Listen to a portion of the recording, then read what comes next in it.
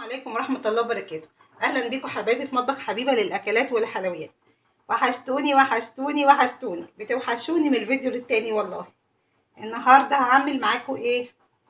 هعمل معاكم الشاورما بالجلاش، جديدة صح؟ نجربها ونشوف الطريقة عاملة إزاي، ويا رب يا رب تعجبكم الطريقة، ولو عجبتكم الطريقة تعملوا لي لايك وشير واشتراك وتعليقاتكم الجميله اللي انا بحبها، طبعا تفعيل الجرس عشان يوصل لكم كل جديد. ده لو عجبتكم. نبدا بقى نقول المكونات عشان ما اطولش عليكم. انا جبت هنا جايبه نص كيلو بانيه ومقطعاهم تمام، وهنا او التوابل بقى، هنا نص معلقه بابريكا، وهنا يا دوبك ايه نص معلقه ملح صغيره، عشان انا مش عايزه احط ملح كتير عشان خاطر انا هحط لسه زيتون ولسه هحط جبنه، فالحاجات دي هتملح نفسها. وهنا فلفل اسمر، معلقه فلفل اسمر صغيره، وكمون، وهنا شطه، ودي خلطه توابل، وهنا جنزبيل وقرفه، وهنا مقطعه طبعا الفلفل احمر جوليان او حلقات، وهنا برضو مقطعه الفلفل الاخضر تمام، وده البصل برضو مقطعاه حلقات، وادي الزيتون والجبنه الرومي، وهنا طبعا لفه الجلاش اهي. هنعمل بقى نبدا الاول نتبل الاول الايه الفراخ البانيه الاول، وبعد كده اول ما نتبلها نبدا نحط الاول اول حاجه رشه ليمون كده رشه الليمون كده، طبعا رشه الليمون دي اساسي كده. بعد ما حطينا عصره الليمون هنحط يا دوبك معلقه خل عليها. نبدا بقى نحط التوابل الملح والبابريكا كده، نحط بقى الفلفل الاسمر والكمون كده، نحط الشطه خلطه التوابل، نحط الجنزبيل والقرفه. انا بدخل على طول الجنزبيل والقرفه بجد يا جماعه، بتدي طعم ملوش حل. انتوا جربوا الجنزبيل والقرفه في الفراخ البانيه او في الكبده او اي اكلات سريعه كده بجد، او في الطواجن بجد، او في الباميه بجد، في اكلات كتير صدقوني هتحسوا بفرق كبير في الطعم. كده نقلبها كده. هحسها بقى حاطه ايه طاسه على النار، بقى نحطها نشوحها. يبقى بقى نحط كده ايه شويه زيت، حاجه بسيطه من الماده الدهنيه كده. بقى نحط كده الايه فراخ كده، التشويحه بتاعتها اللي احنا بنعملها على طول. طبعا اللي متابعيني عارفين ان انا بشوحها بالطريقه دي على طول، ودي خلطه التوابل اللي انا بحطها على طول.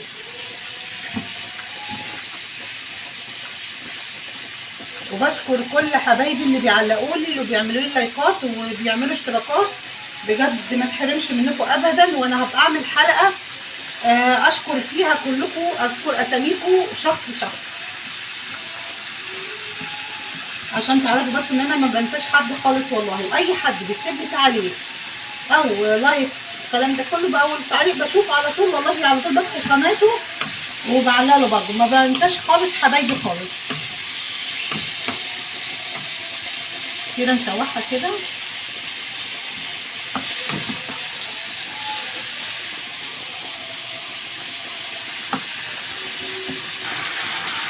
كده خلصتها تشويحه كده. نبدا نحط بقى عليها البصلايه كده،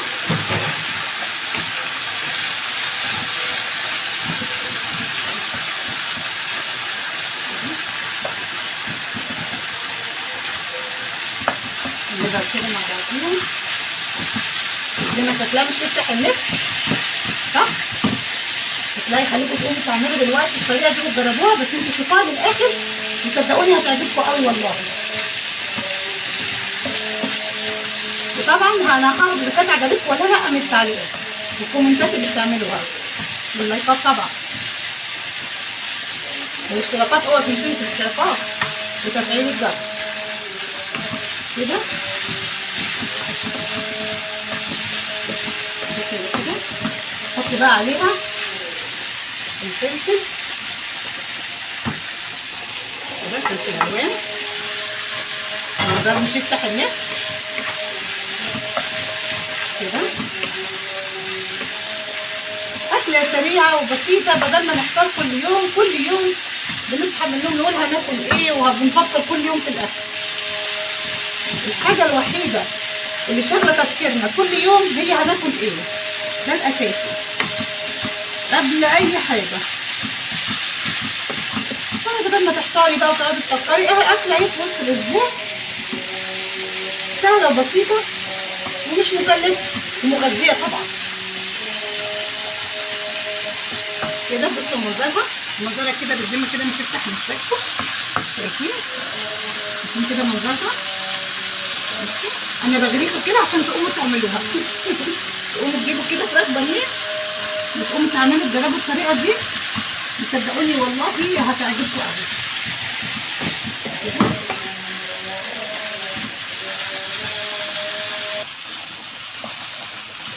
كده خلاص شوحناها كده، اتشوحت كده خلاص. يلا بينا بقى نعملها.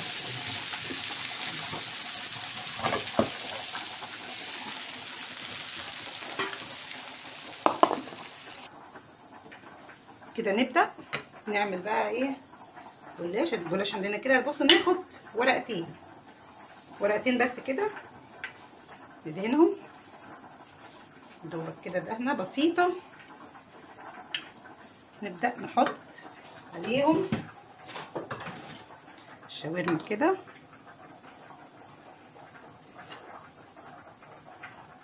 كده.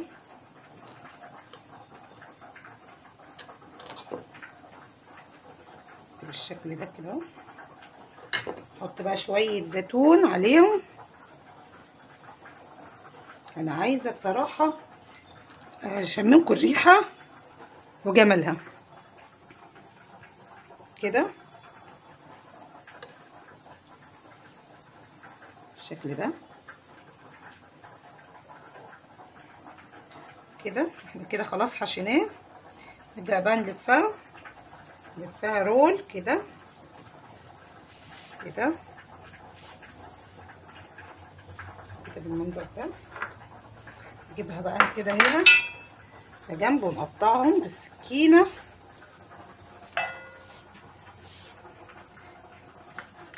كده.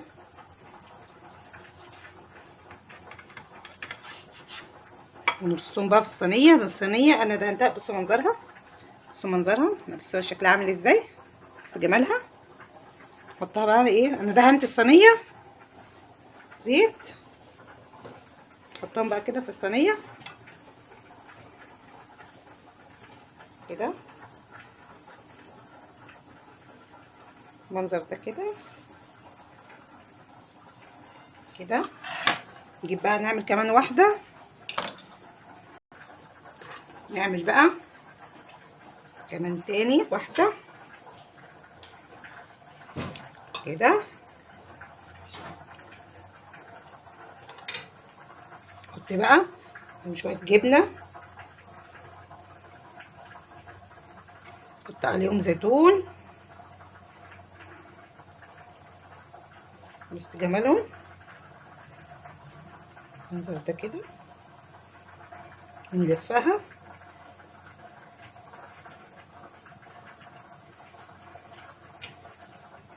كده رول كده برضو كده بنلفها اهو كده المنظر ده كده نجيبها نقطعها. دي قطعة 2 3 ادي 4 قطع اهو. بعمل 4 قطع. نرصها كده في الصينية كده المنظر ده كده. انا بقى هكمل بقى بقيه الكميه عشان ما اطولش عليكم الفيديو، وبعد كده اوريكم بقى النتيجه. بس قبل ما احطها الفرن هوريها لكم طبعا. كده حبايبي انا لفيت الكميه كلها، عملت معايا اللفه 3 صواني. بالشكل كده. جاي نجيب بقى ايه بيضه نكسرها.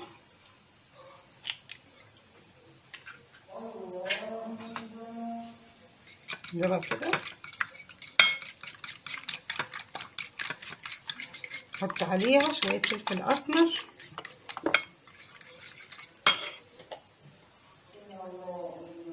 كده، رشه فلفل اسمر، نحط عليها كوبايه اللبن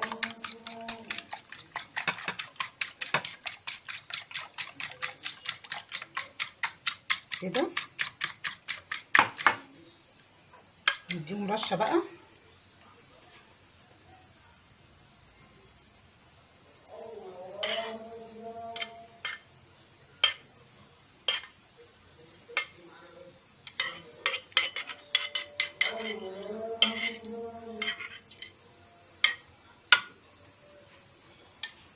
اجيب الفرشه احسن عشان توزع لي المياه كلها كويس.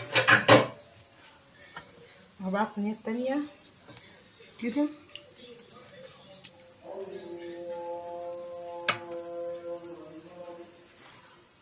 بقى تصير كده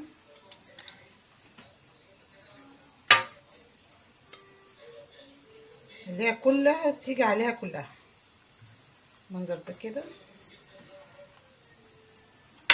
كده. خليها تتشرب منها دي طبعا عشان دي اكتر. احط عليها كده. طبعا انا مشغله الفرن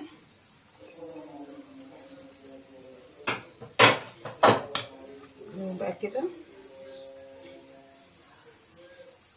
نخلي جواها. نحطهم في الفرن بقى،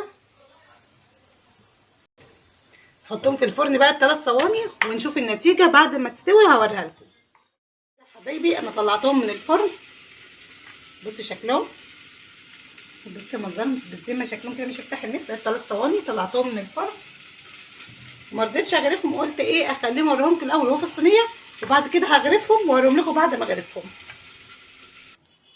وبكده حبايبي انا غرفت الجلاش بالشاورما.